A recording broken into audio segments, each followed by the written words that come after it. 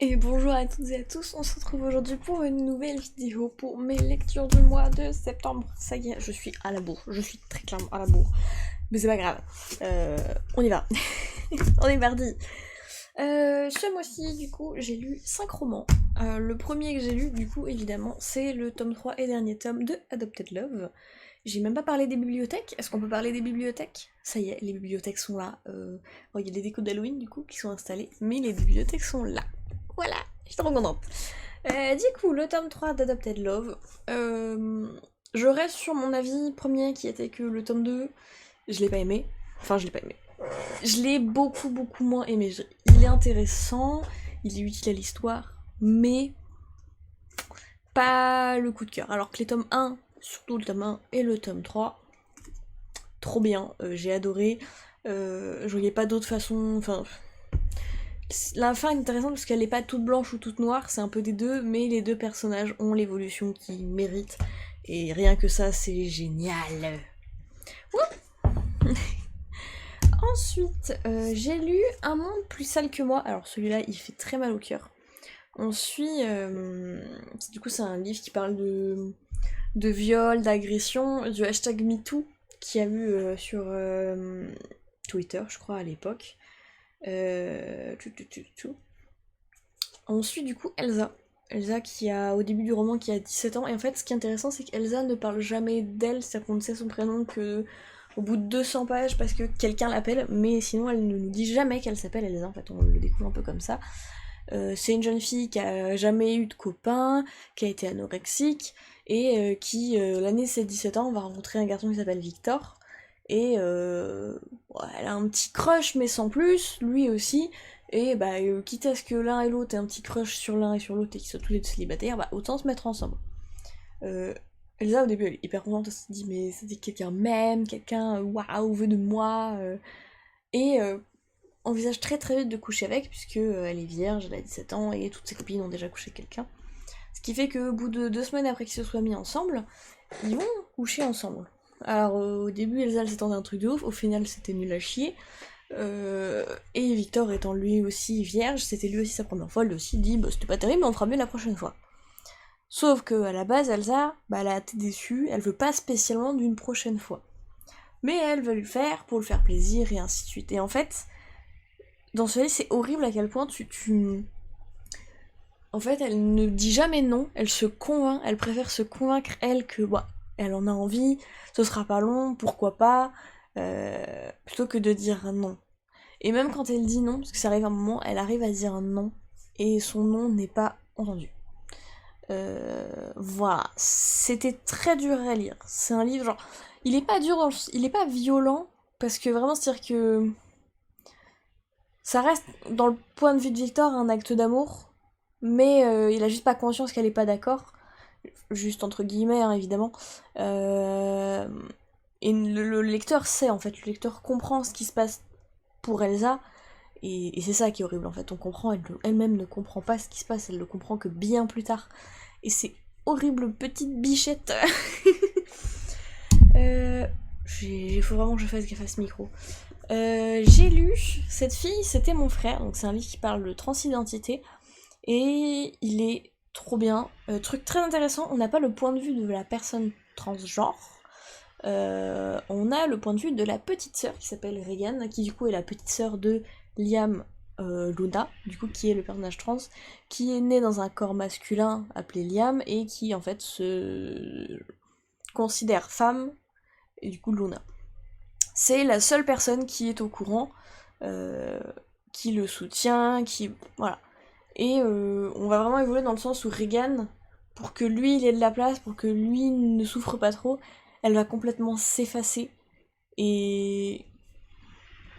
Et comment... Enfin, l'évolution du coup genre c'est... Waouh. Tout que... Il y a des trucs, genre... Il y a beaucoup de choses qui sont très évidentes dans ce roman, parce que c'est un contexte de famille classique. C'est une situation familiale classique. Et à la fin, il y a des trucs, mais tu lis, tu fais, mais quoi? Mais genre depuis le début, elle le sait, et en fait, elle ne dit rien, elle enfonce la personne depuis le début, c'est horrible.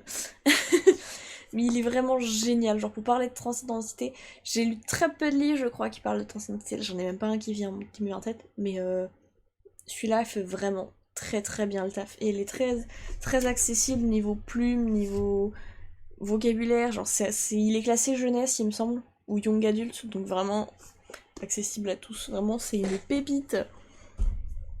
Ensuite, je ne sais plus lequel j'ai lu en premier. Je crois que c'était Le Défi. Celui-ci. Du coup, j'ai lu Le Défi de Emily May. Voilà. Ensuite, du coup, Parker et Angie. Parker, il va se retrouver à accepter un défi de 80 jours d'abstinence de sexe, hein, 90 jours sans sexe, 3 mois sans avoir de rapport. Parce que toute sa famille sait qu'il noie un peu ses problèmes là-dedans, notamment depuis que c'est parti en couille avec son ex-copine, et vu que il a un ego surdimensionné et qu'ils sont très fans de compétition dans la famille, il va accepter. Sauf qu'il va tomber sur Angie qui est là de base juste pour bosser l'été. Et elle va tomber sur Parker et ils peuvent pas se saquer. Ils peuvent pas se saquer et dès le début, c'est-à-dire que ça commence, ils ont un accident de voiture et tu sais, parce que du coup ça va être les deux personnages principaux, tu comprends que Angie elle va revenir et les deux se détestent et c'est tellement drôle. Ils sont hilarants, ce livre est hilarant, j'ai adoré ce bouquin. Voilà, je l'ai acheté vraiment par hasard et c'était beaucoup trop bien. Voilà. Et par contre c'est un pavé, je crois le machin il fait 600 pages. Ouais, 650 pages. Il y a de quoi lire. Mais c'est tellement. Genre, c'était vraiment trop bien. J'ai adoré le lire. Et du coup, si on avait eu moins, j'aurais été triste. Et du coup, le dernier petit roman que j'ai lu, c'est 6 ans de El Seveno. Du coup, dans celui-ci, on suit Victoria et Raphaël, qui ont du coup 6 ans d'écart. Victoria, quand ils étaient plus jeunes, c'était la babysitter du coup de Raphaël et la copine de son frère. Et Raphaël a toujours eu un gros béguin pour elle, puis un jour elle est partie, il y a une histoire dans sa famille, elle est partie et elle pensait ne jamais revenir, même elle pensait ne jamais revenir.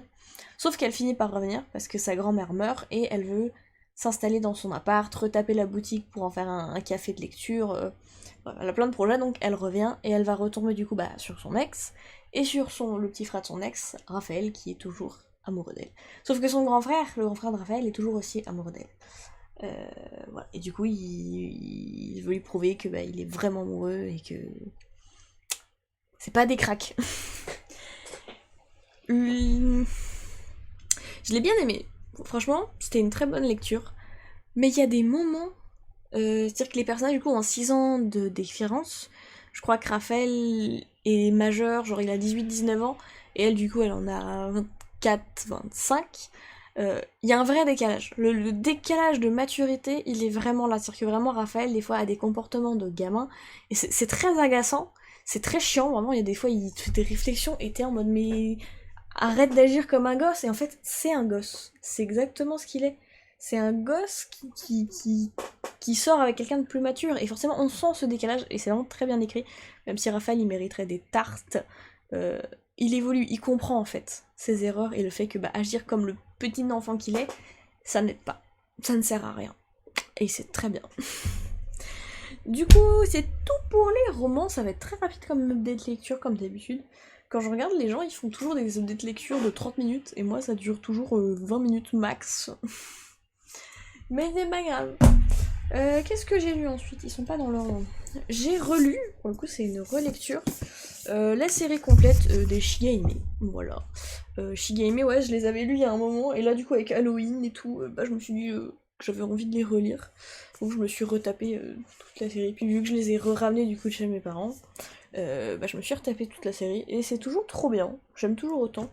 Shigehime, c'est vraiment un peu spécial. C'est vraiment de l'horreur, genre.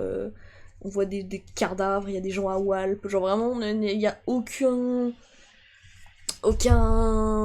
J'ai perdu le mot. Merde. Enfin, tout est vraiment très très détaillé. Et du coup, on suit Osamu. Osamu, je sais pas s'il est sur une des couvertures. Osamu, je crois pas. Non, il n'y a pas Osamu. Mais on suit Osamu, du coup, qui est un lycéen banal. Voilà, il va en cours, il a une copine, machin. Et un jour, il y a Soichi, qui va lui dire ouais j'ai besoin d'un service, machin, viens avec moi. Osamu, bah il le suit, et il se retrouve chez cette dame, qui s'appelle, j'ai oublié son nom, Miwako. Qui s'appelle Miwako, et en fait Miwako, en fait c'est un peu un genre de vampire immortel, et elle se nourrit du cœur, du cœur des êtres humains, notamment le cœur de jeunes garçons, c'est ce qu'elle préfère. Voilà.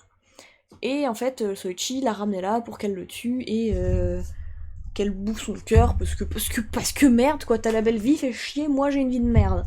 Sauf que bah, Miwako, à la base, elle avait proposé à Soichi d'être son familier, donc de le transformer en une espèce de créature semi-immortelle pour qu'il chasse des cœurs et des gens pour elle.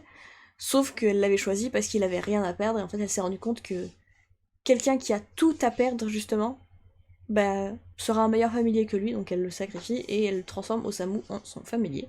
Ce qu'il voulait pas trop quoi, parce qu'il passe de quelqu'un d'humain à vraiment un monstre quoi, c'est-à-dire qu'il brûle au soleil, vraiment il y a rien qui va. Et du coup, bah, 5 tomes, voilà, sur cette histoire. Genre, il y a vraiment plein de choses, c'est-à-dire qu'il y a il y a plein d'autres familiers, du coup, il y a des combats, bon, il y a des morts, évidemment, hein. Mais très dans le... C'est assez trash, quoi. Mais j'aime bien. C'était sympa, c'était très très cool. Et du coup, on part sur que des nouveautés. Alors, j'ai lu un petit yaoi ce mois-ci. Ça fait très longtemps que j'en avais pas lu. Il est sorti il y a pas très longtemps et il me faisait bien envie. C'est Les Noces de Lala. Et je crois que c'est une dessinatrice ou une autrice, auteur, je ne sais plus, qui a écrit autre chose que j'ai déjà lu et que c'est pour ça que ça m'avait interpellée. Parce que du coup, j'utilise Manga Collect. Sur Manga Collect, quand vous avez une série d'un auteur en collection, quand l'auteur écrit un autre livre, la série apparaît du coup dans les propositions d'achat. Et du coup, moi j'avais Les Noces de Lala. Et ensuite, on suit. Comment il s'appelle? On suit Ramdane, qui, sa sœur Lala, du coup, doit se marier. Sauf que. Bah, elle est tombée amoureuse de quelqu'un d'autre.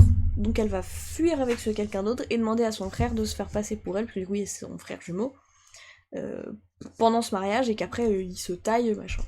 Sauf que ça se passe pas comme prévu, il se marie bien avec du coup le fiancé de Lala, sauf que bah, le fiancé de Lala, en fait c'était pas Lala qui voulait, ça a toujours été Ramdane, et même le mec de Lala en fait c'est lui qui l'a envoyé pour séduire Lala pour qu'elle se barre et que genre...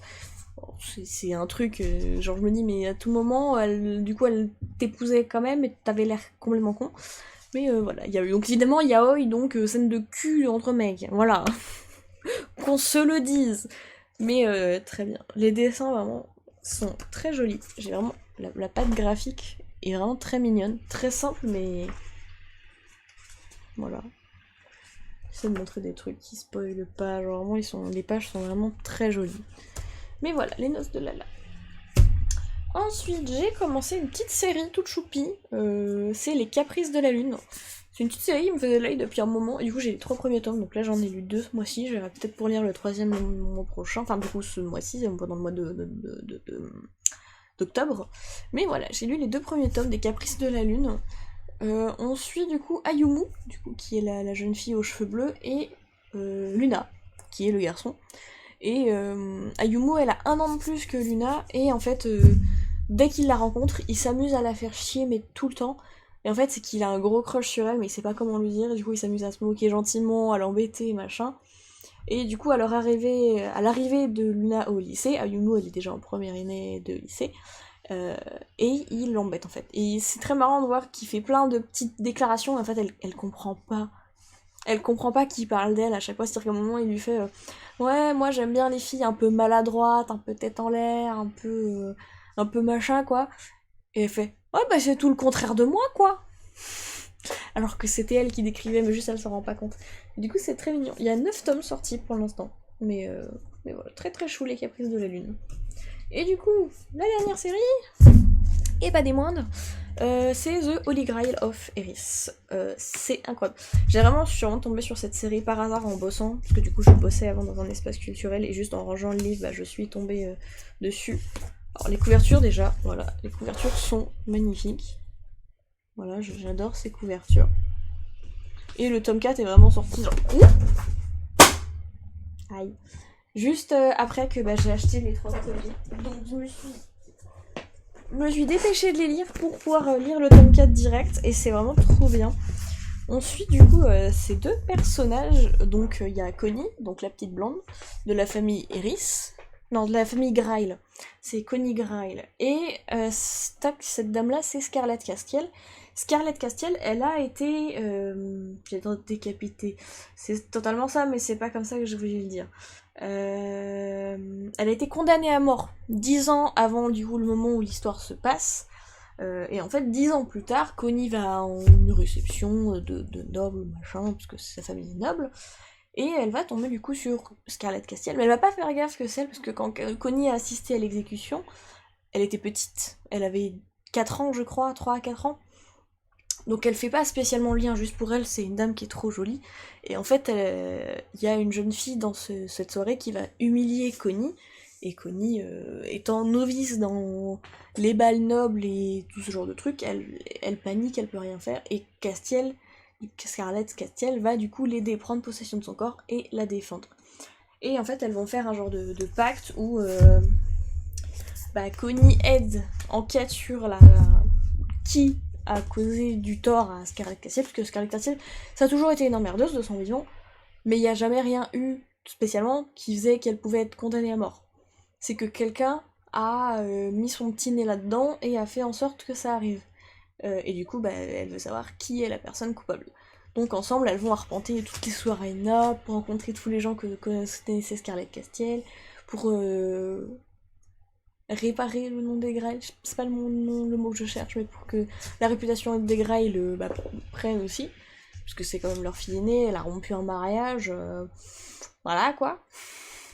Et puis tout ça dans des décors, des dessins, c'est pareil, ces dessins sont vraiment magnifiques. Genre,